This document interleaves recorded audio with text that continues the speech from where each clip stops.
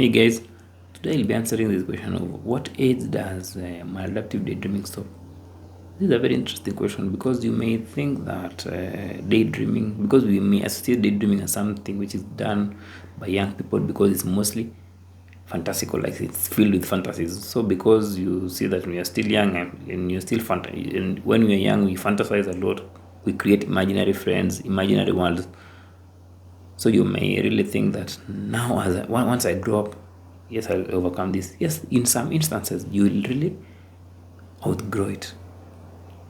But outgrowing it doesn't mean that the quality of your life is improved, because you may outgrow it, but then end up picking adult coping mechanisms or adult addictive behaviors, because the craving, the addiction, which is where the suffering is still there.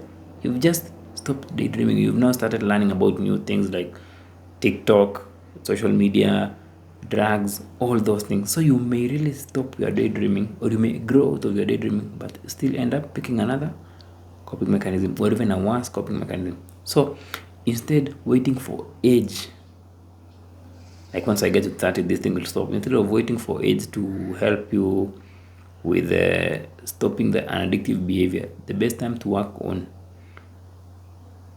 the addictive behavior is when you realize that actually you are addicted to something. That's when now you can start dealing with those emotions, because addictions are just manifestations of unhealed emotions or unprocessed emotions.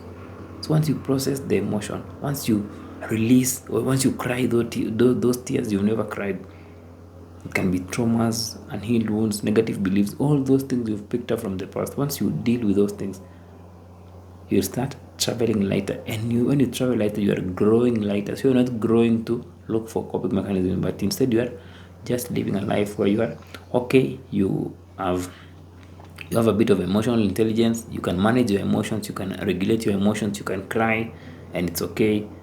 You can be happy, you can be sad, and it's so okay, and the mind doesn't feel the need to look for a coping mechanism to help you out. So it's not about age which is stopping the addictive behavior. It's about you taking the steps to deal with the underlying issues, or to find better ways to cope with your emotions. Hope you found that informative, guys. And also another thing, there are also people who are 60, 70 who are still daydreaming. So it's not an age thing, it's more of what are you doing in the present moment to manage or to take back your life from that addictive behavior. Until next time, guys, have a nice day.